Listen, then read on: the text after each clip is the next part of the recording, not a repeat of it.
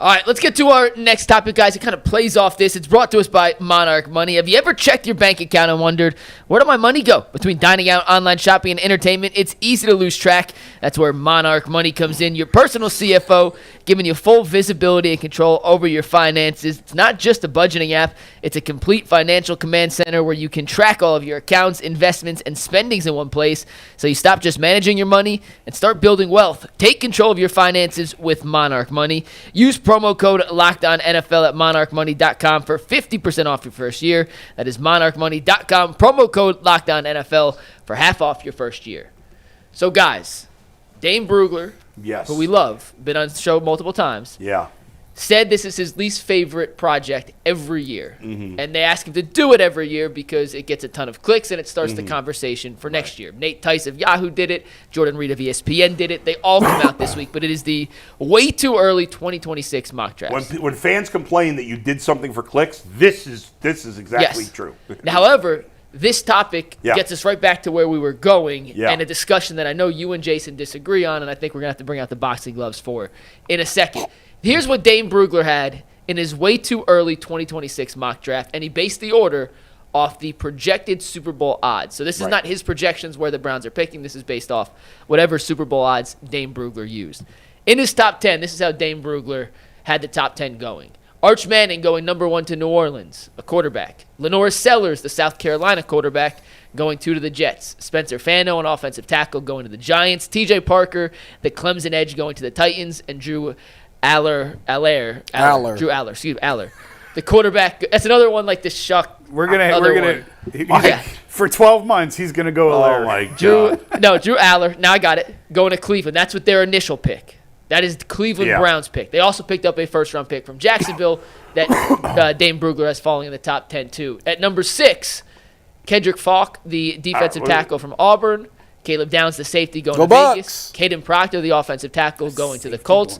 Austin Barber, the Florida offensive tackle, going to Cleveland as the Jacksonville pick in this mock draft. Now, remember, last year he had 3 quarterbacks in the top 10, none of which went in the first round. Correct. Shador, Carson Beck, and Quinn Ewers. In this mock, he had 3 quarterbacks in the top 10. And, Steve, you want to take the next graphic, he had 5 quarterbacks in the first round.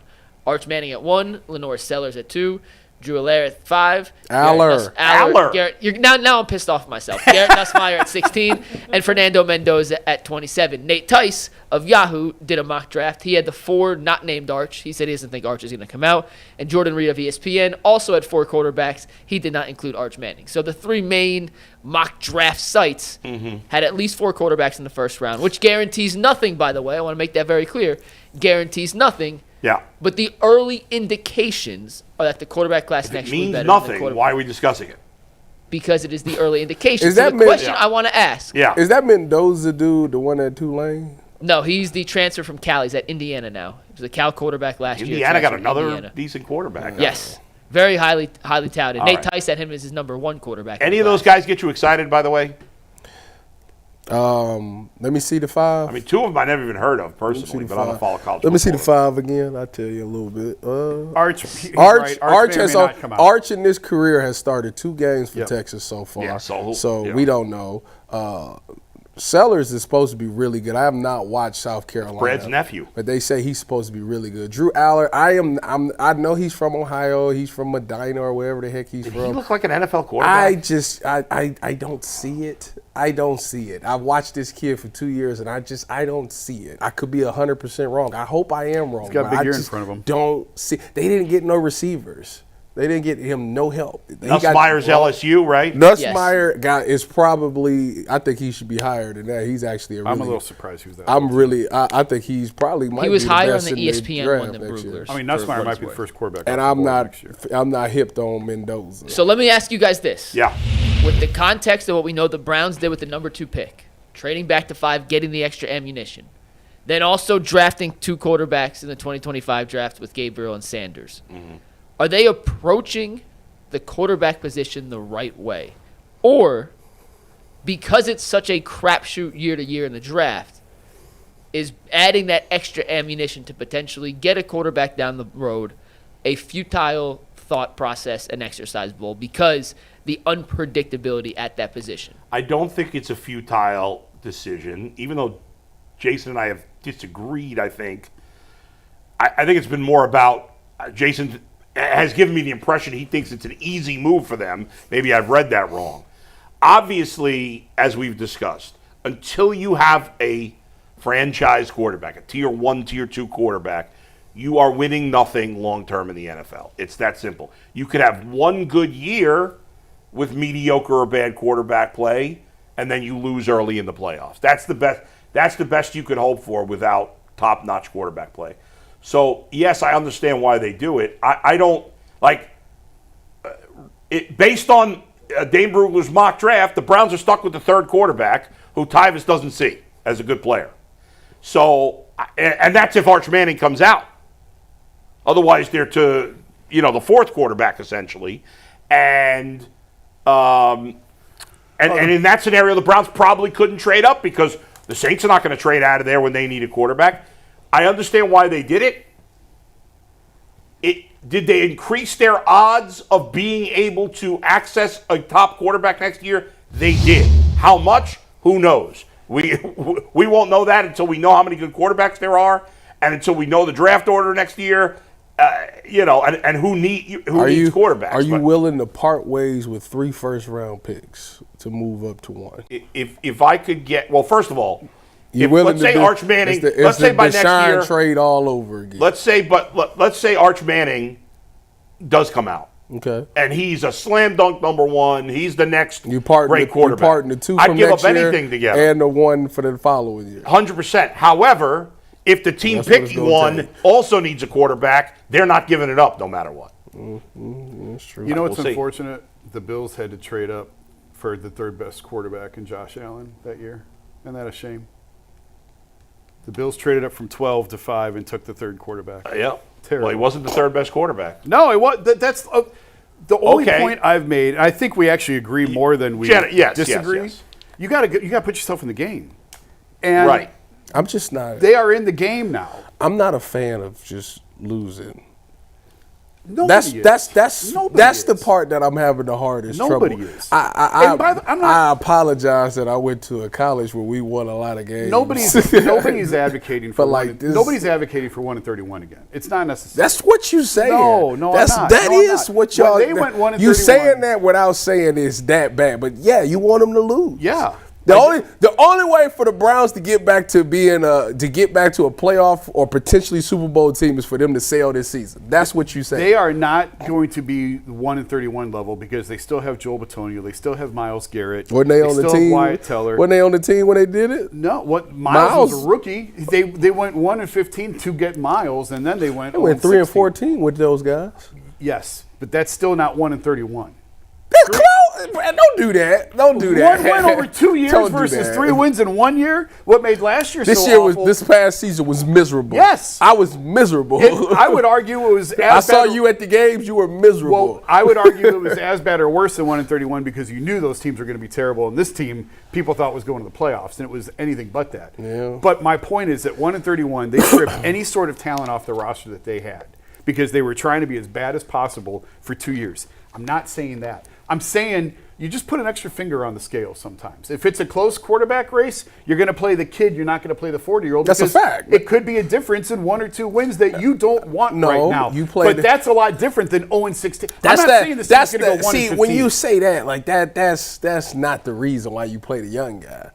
That's part of it. It's 100% part of it. Yes, it is. Ain't nobody going into the season thinking about losing no games. I'm telling you. The players and coaches aren't. That's what I'm talking about. I guarantee you the front office and ownership is. I ain't got nothing to do with that. But that's who's I'm talking out of the locker room. I'm not about to go out here and just purposely lose no games. Of course you play not. the younger guy because it would say, let's see what he's got. Because if we actually got us something here, okay, maybe we don't necessarily need to use these 2 first-round picks on a quarterback. Yes. So that's why you play the younger guy. And the point I was making at the end of the last segment was the worst thing that could happen is he shows just enough to make you believe whoever it is. That would be terrible. And now you're stuck in this purgatory. Stick with him. Yeah. Do you ride this guess out? what's going to happen? That's probably what's going to happen. One thing.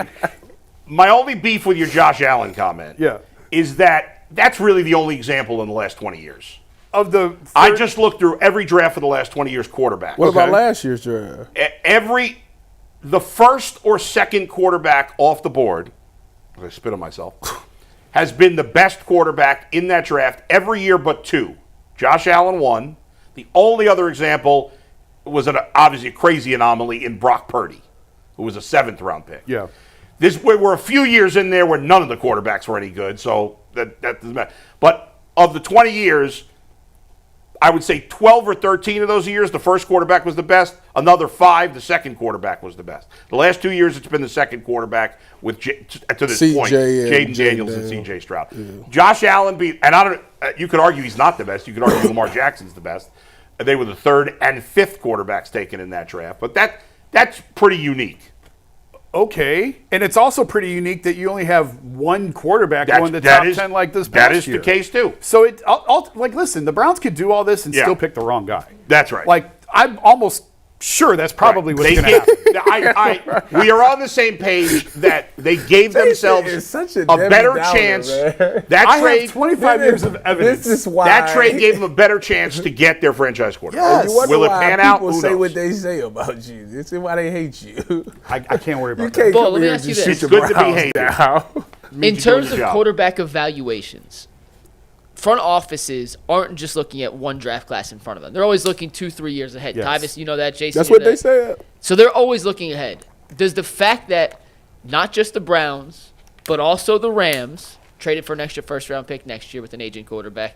I don't know who the reporter was, Jason. He sent in the group chat last night, but the guy from Pittsburgh talked about how the Steelers have circled next year as the draft class. They're going all in on a quarterback, which could change. I understand we're a year away. They ain't going to need to. Will Howard's These guys are looking not just at the draft class ahead of them, but down the road. Do those future evaluations, do you believe, does that play a factor in how they handled the quarterbacks? Not just the Browns, but just in general. By the way, none of those 3 teams, including the Steelers and Rams, have been particularly good at drafting quarterbacks the last 20 years. The Steelers have not drafted a good quarterback since Roethlisberger. The Rams' best quarterback they've drafted is Jared Goff. Gee, I wonder if it's because the Steelers have never been in position to take a good quarterback. Well, the Rams have. You said you could always trade up.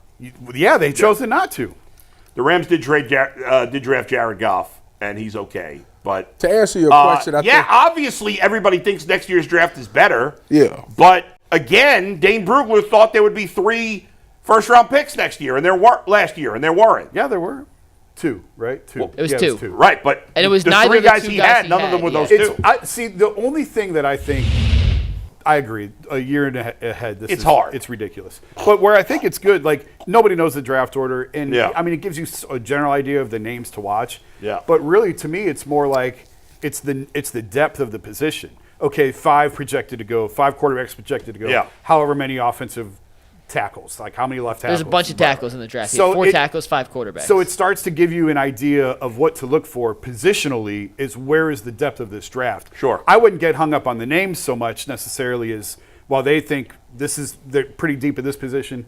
And Mike pointed out the NFL nailed it this year and they nailed it last year. They thought last year was a really good crop of quarterbacks and they were right. They thought this year was going to be down. They were right. Well, just in terms of we ain't seen we don't know if they're right yet, of the numbers. Yeah.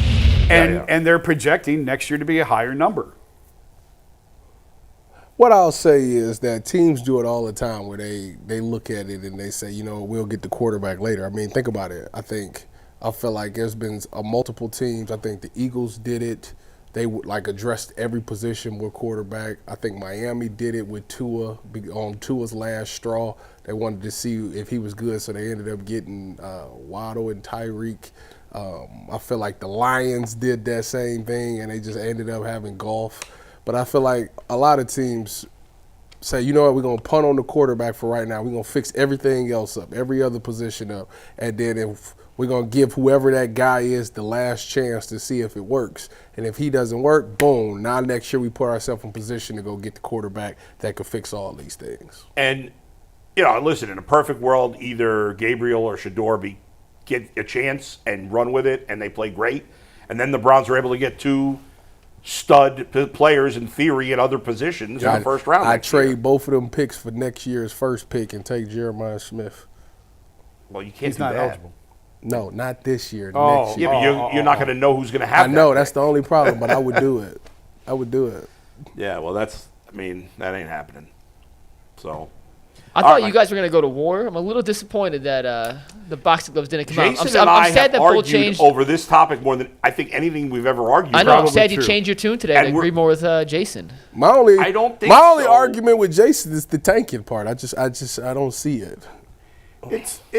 It's not a full blown tear the roster apart. We're trying to go. 0-17. That's fine. And it's 1 year. I'm not not two. And purposely it's losing one the game. year, and it's more just like I said. You just put a finger on the scale. Just tilt it just You a little can't- bit. When you Although it is 2 years because last year Yeah, they but were- they they were- didn't they were plan on trying it. But to. yeah. You can't play with people's emotions like that. All right. I hear you, but front offices do all the time. I'm not. No. And then you see why When- people. Then you wonder why people come out and request trades. But okay, well, Miles is under a lifetime contract now, and Batonio's going to retire at the end of the year anyway. So who are you going to piss off? Denzel. Sorry, he's making a ton of money too. Go enjoy your money. It's one more year. Jerry Judy. Okay, I'm not really worried about it. Jerry Judy. Like you see the point. I'm like, who are you really going to infuriate? Miles signed up for this. Miles knew what Do you he know was who you're getting going to piss into when he off? signed the contract. You're going to piss off Nick Carnes here, Jason. How are you going to live with that? There you go. Nick Carnes. Jason don't doesn't even know who that is. The reality is that the Browns, no matter who plays quarterback, are not going to make the playoffs, most likely. So I think it's fair to say the players and coaches and fans, players and coaches and fans want to win, even though we know in our brains that the Browns are better off losing At next least year. make it competitive. They will. They will. Competitive losses. There's nothing wrong with that. Hey, if Joe Flacco throws 3 touchdowns and 3 picks every game, it'll be a lot of fun. It'd be very entertaining. You know? Even the If that's year, the case, just put Shador in there, and then everybody will make it. he's gonna get a chance at some point. unless he's a total disaster. So you and I don't believe think at he will some be. point of the 17 regular season games, Shador Sanders will 100%, start. I think both of them will. I think Gabriel will too. Yes, they should. You have to. You have to see what you have. You in drafted 2 of them. You're in theory going to draft one next year. You got to find out. It depends on how the season's going. Yeah, that's true. them. Now, if Shador starts week 2, week 3, and they take off winning, all right, Different story. the tanking is Yeah, over. yeah, that's there is it. no because when you're doing it with a kid as opposed to doing it with a 40-year-old, there's a pretty big difference there.